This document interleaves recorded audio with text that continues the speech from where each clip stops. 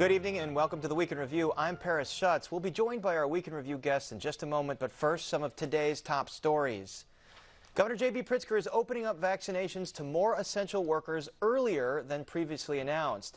Starting Monday, Illinois residents in Phase 1C can start receiving vaccinations. That group includes workers in the restaurant and hospitality industry, as well as in media, law, IT, and government. Governor Pritzker says he moved the date up because the state received 800,000 first doses of the vaccine from the Biden administration this week, and he expects 1 million per week by next month. Despite the good news, Pritzker says it is not cause for Illinoisans to let down their guard. COVID-19 has not gone away. Not yet a third of our population has been vaccinated. So although the light at the end of the tunnel is getting brighter, we're not there yet. More fallout today from a West Side hospital accused of improperly offering vaccinations to people who weren't qualified. Austin's Loretto Hospital announces it has reprimanded its CEO and COO. This after reports from Block Club Chicago and WBEZ that the hospital offered vaccinations to workers at Trump Tower and to Cook County judges and their guests. The city's health department says it has halted vaccination distribution to the hospital while it investigates. We'll have more on this in just a bit. And Illinois public health officials report 2,300 new cases and 12 additional deaths. That makes for a total of more than 1,218,000 cases since the start of the pandemic and 21,034 deaths. So far, more than 13% of the state's population has been vaccinated. Well, the state is set for a showdown between Loyola and the University of Illinois this Sunday in round 2 of the NCAA men's basketball tournament. The Illini dispensed with 16th-seeded Drexel earlier today in its first-round game behind the star power of guard Ayudesumu and Kofi Cockburn. Final score 78-49. Meanwhile, Loyola took care of 9th-seeded Georgia Tech behind 21 points from senior guard Lucas Williamson. And we'll have more on this later in the program as well. And now to our Week in Review panel. Joining us are Dion Miller of ABC 7, Kelly BAUER of Block Club Chicago, Esther Yoonji Kang of WBEZ, and our own Amanda Vinicky of WTTW News. Welcome, everybody. Let's get right to it. Governor Pritzker, as we mentioned, announces all adults in the state of Illinois will be eligible to get a vaccine by April 12th, but the announcement has some caveats. Even with the massively increased supply of vaccine, there will still be a need for patience. If everyone tried to get vaccinated on the same day, it just couldn't be done.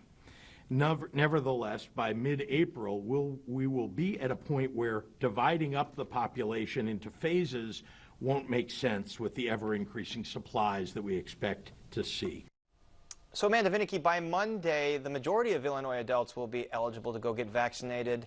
Will supply keep up with demand? That is the question. He evidently says so, and you'd think that he should know. He says that they've been communicating this information to local health departments, because we should point out, of course, that there is another big caveat there, Paris, and that is Chicago's on a different timeline. Chicago has been on a different timeline for a lot of this throughout the pandemic, both in terms of reopenings, restrictions, and then also, of course, the vaccines. Because in part, Chicago, the reason that is because Chicago gets its allotments from the feds separately.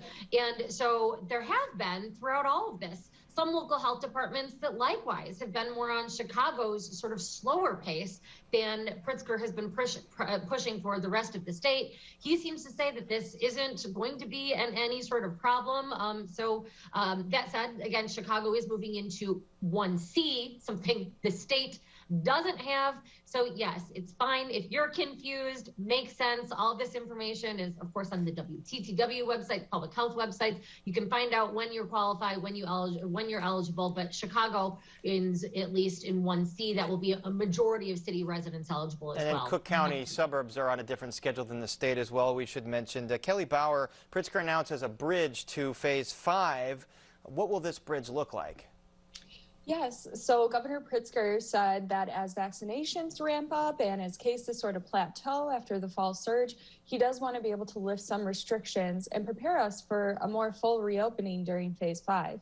So he introduced this idea of the bridge phase, which we will be entering in the near future. He said once 70% of Illinoisans 65 and older are vaccinated, then, or have at least one dose, then we'll be able to move into this phase. Then Illinois will raise some capacity limits by about 10%, but things will mostly be unchanged. The state will wait about 28 days, and then once at least 50% of Illinoisans 16 and older are vaccinated, we'll be able to move into phase 5. So we'll see if that happens by the summer. Dion Miller, that bridge includes large indoor events. They can have, you know, a percentage of capacity. What does that mean for the United Center, Bulls games, Hawks games, and does it make it possible that Cubs and Sox games might actually have more than 20% capacity when the season starts? It does, and it's so promising, and it's so overdue. I mean, I personally haven't been to a live sporting event in months, but to have fans be able to be there to cheer on their teams, this is what they have wanted. This is what the teams have wanted. I mean, we've had some exciting moments already with the Bulls and the Blackhawks, and we've talked about how much fun it would be to be at the United Center right now. And now I think this is going to help us get to that point. And I do feel like a lot of fans have what everybody has, is a little bit of pandemic fatigue. I mean, remember when the pandemic started and I casually said at work, I was like, so you mean we're going to have to live like this for like 18 months till there's a vaccine? And I had no idea that that was going to be reality. And now to hear these promising words, and even though there is some patience we have to practice within that, just for fans to be able to get back to the games that they love in the way that they love and cheering on their teams and having that feel normal, it is exciting. It would mean a lot to the teams and to their fan bases. And it seems like Sister Jean has beat you back to watching a live sporting event because she's at the NCAA Loyola basketball game. Esther Yoonji Kang, you know, we've talked a lot about equity numbers that they've lagged, although they do seem to have improved, where it's about a third white, maybe a little more than that, a little less than a third black, and then a little less than a third Hispanic. Are those equity numbers where they need to be?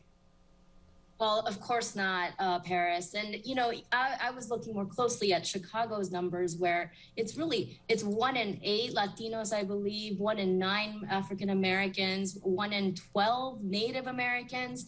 And that's compared to 1 in 5 for white and Asian residents. And so if you look at that, you can already see the inequitable distribution of the vaccine. So I think access is definitely an issue. My colleague, Maria Inés Zamudio, she covered a story about a group of leaders who are asking the city to take the vaccine to the people, actually. They point out that in 1963, they were able to give the polio vaccine to 300,000 people on a Saturday. And so they're saying you can do this now with a COVID vaccine. I personally have been reporting a lot out of Roseland and talking to people who don't even have a phone. And so if we're talking about people making appointments to get to a vaccine, to get to the vaccine, even to the United Center, right?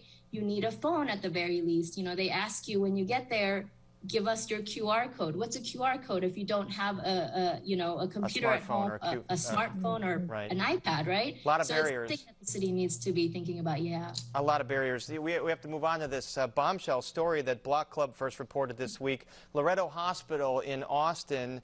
Before we get into all the impropriety here, today they said that they are reprimanding their COO and their CEO for these improper vaccinations. Kelly BAUER, do we know what reprimand means in this case? I have spoken to 2 politicians who are on the hospital's board of directors, and all they would say at the time was that we put out this statement. We're not going to elaborate on what it means to reprimand them. So we are still trying to figure that out and see what could be happening to the CEO and COO. Okay, so the first story that you published here was that the COO, Dr. Noshamed, has an apartment in Trump Tower, about $2.5 million apartment, and the hospital that has these vaccinations for folks on the West Side improperly administered vaccinations to Trump Tower employees. Is there any evidence of some sort of trade-off or exchange or how this came to be? Well, we spoke to Loretto Hospital, and their CEO, George Miller, says that it was actually him who helped set up this event. But what we found is that workers at Trump Tower told residents that it was Loretto Hospital that reached out to them. Now, Loretto Hospital is saying that it's workers who reached out to them. So it's very much a he said, she said situation. But the city's health department said they are looking into it and investigating why these ineligible workers were able to get shots before other people. And also ineligible were Cook County judges and a guest for each judge that also got vaccinated, and there's some differing answers on to how that happened, even though those were not allowed in the current phase as well. Amanda Vinicky, if you look at the board of this hospital, as Kelly mentioned, there's 2 state lawmakers that sit on the board. There's a state lawmaker, Camille Lilly, that works for the hospital. This is a hospital that gets tens of millions of dollars in reimbursement from the state's Medicaid program. Is there a conflict of interest here that there can be this much clout on a hospital board? I mean, those are certainly questions that we're all asking. What sort of favors might members of the board get in terms of, be it, vaccines, employment, whatnot? We're not saying that there is, but merely that these are the questions to ask. And this gets to something that we've talked about a lot, as there's been a lot of corruption, of course, in Springfield, and that is that there are really lax economic interest statements, conflict of interest rules. And then again, to play sort of devil's advocate there are those who say it is a positive when you have, for example, a state legislator employed by a hospital, because that brings along a expertise. This is a citizen legislature. It is technically a part-time job. And the reason for that was because you want to bring in farmers, dentists, doctors, people with all different sorts of knowledge. So there are certainly 2 sides to that coin, but given Kelly's reporting and the Trump Tower, I think that's what it is. It's not just ineligible pockets. It's the who got it, because these are people in positions of privilege. There's a lot to look into here. And Kelly Bauer, as you mentioned, that the city's health department is investigating. They've halted vaccinations to that hospital. What do you anticipate they're going to uncover in their probe? Well, we've heard from multiple sources and people questioning, why was it workers at Trump Tower who were able to get vaccinated and not other hotel workers? Now, we've also seen that the CEO's church was able to get vaccinated. This Dr. Arwady, the head of the city's health department, said today that they are investigating. They will not be sending doses to Loretto Hospital until they are confident those doses are going to be used appropriately. All right, a lot more to come here on this story, and credit Block Club and WBEZ for some amazing reporting on that. Let's move on to the grisly, horrifying shootings in Atlanta. 8 shot, 7 of them women, 6 of Asian American descent. Dion Miller, there's a lot of talk about whether this is a hate crime or not. The suspect says he had a sex addiction. Does it make any difference to you? Does it change I guess the grisly nature of what happened? No, it really doesn't. I mean, I feel like it was a hate crime. And what makes me sad about the whole situation is that I feel like there has been a lot of hate towards Asian Americans that has been ignored and overlooked, even despite all of the social unrest we've had over the last year, that has been a portion of our community that has not gotten the attention or gotten the protection or gotten the support that they need. And this sadly is what brought it to light. And as somebody standing on the outside, gosh, it just broke my heart. It was no matter what the motivation, just so heartbreaking and heart-wrenching to hear that. And then to see some of my friends of Asian American descent saying the things that they've dealt with throughout their lives that a lot of us, me included, have totally been ignorant to. And I hope that from this tragedy that there can be some more awareness brought to them because they so much deserve it. Yeah, and Esther, you've covered the reaction in the Asian American community here in Illinois. Tell us what you found when you talk to lawmakers, when you talk to community leaders, how they've reacted to what happened. Sure. The Asian American community here in Chicago is pretty shaken up, I would say, because 4 of the women in the Atlanta area killings were Korean. I think the Korean community in particular is shaken up. A lot of people being afraid to venture out of the house, elderly, people worried about their elderly parents, things like that. And, what's really interesting is that a lot of these cases are actually underreported or unreported. And so people are just saying, I'm just going to move on with my life. It was, maybe that person was having a bad day, or they're excusing the perpetrator, or maybe people are also kind of just saying what good is there to to report this. There's nothing that's going to come of it. So a lot of underreporting here in this area and just throughout the country as well. And the thing that I'm actually looking for is just to see how the authorities move forward with this case in Georgia, and also how the media covers the victims, because they've been largely invisible throughout this whole story, even when they are the story. So I find that incredibly unfortunate. And Esther, part of the fallout here is legislation that has been proposed in Springfield for a while to sort of address this issue. One of the bills includes mandating the teaching of things like Japanese internment camps and Chinese Exclusion Act in history books. Can you just tell us a little bit about some of these efforts and what kind of a chance they stand at becoming law?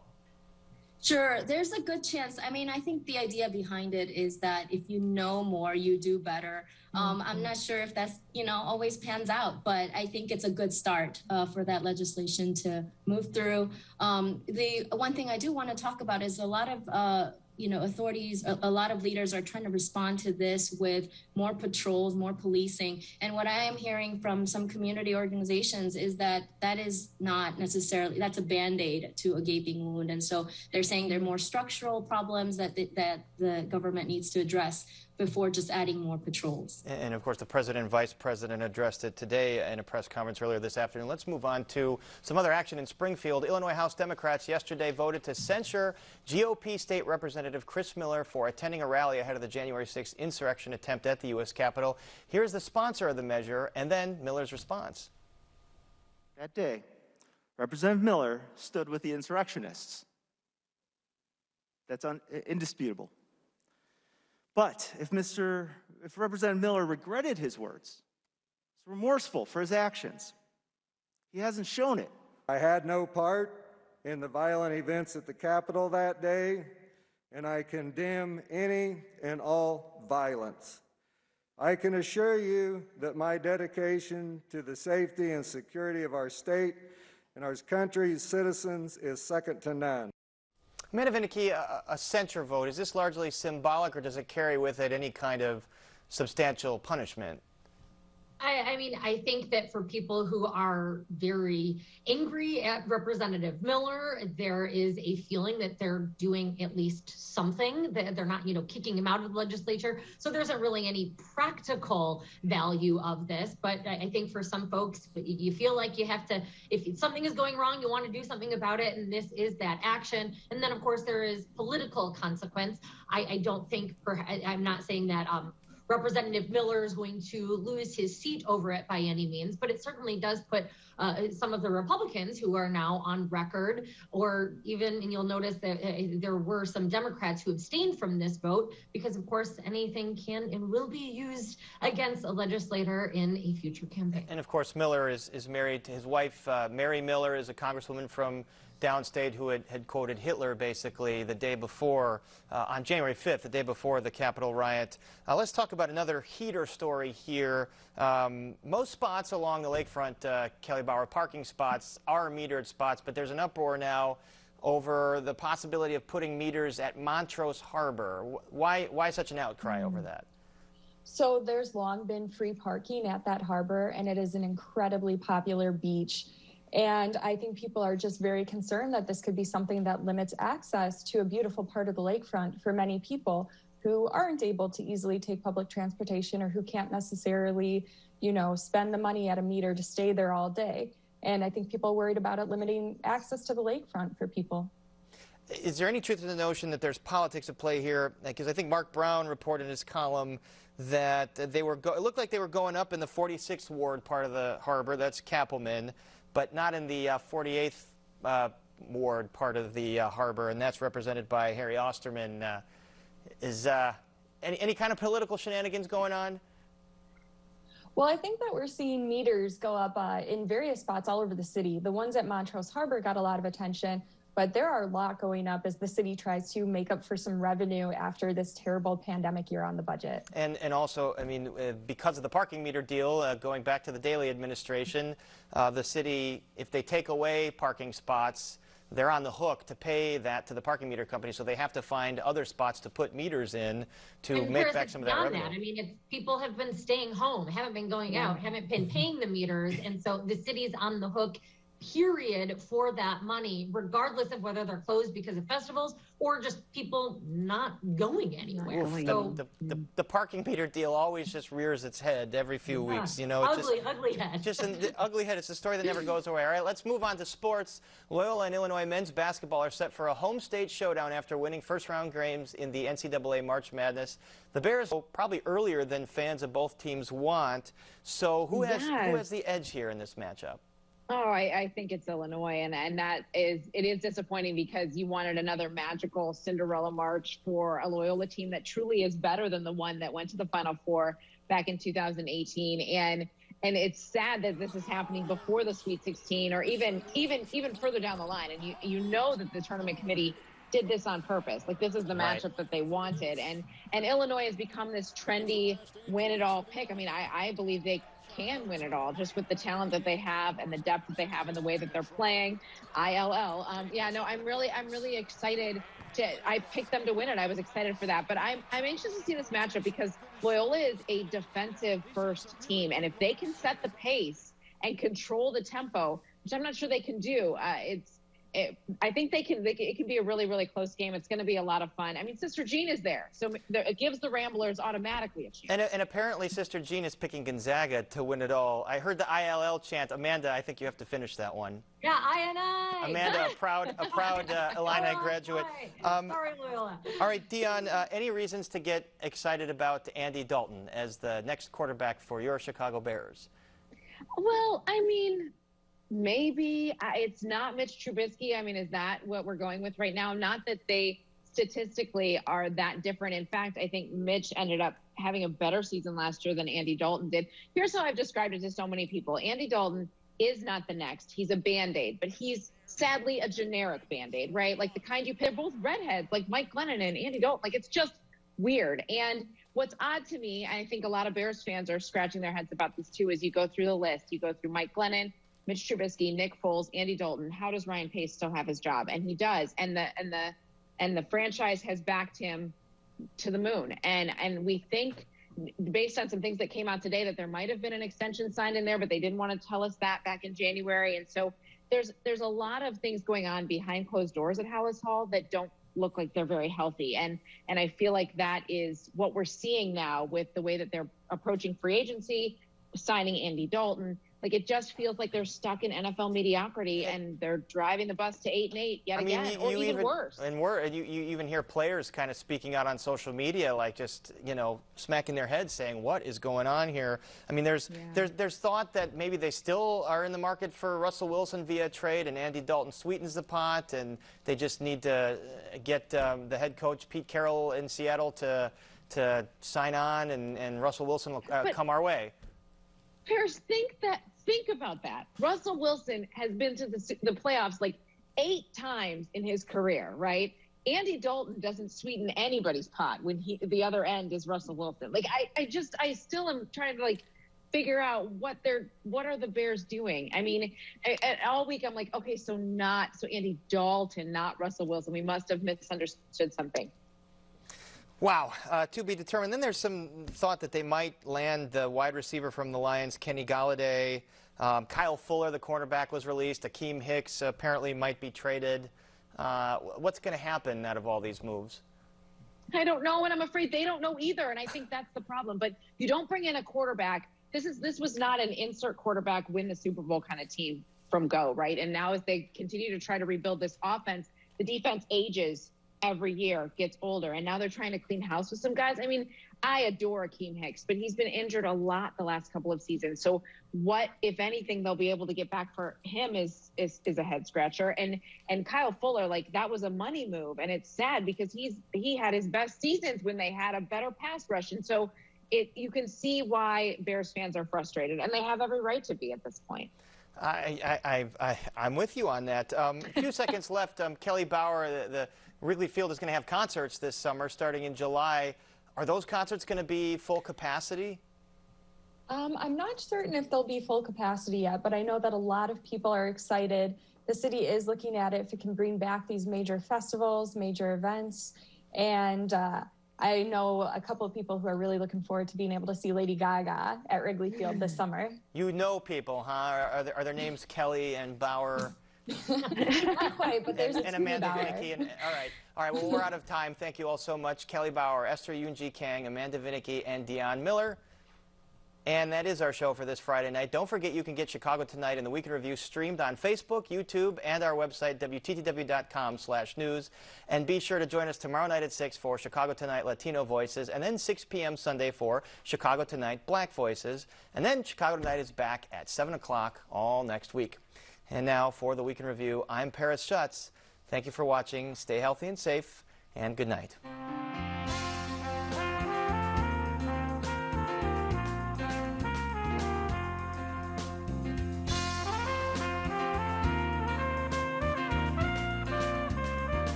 Closed captioning for this program is brought to you by Robert A. Clifford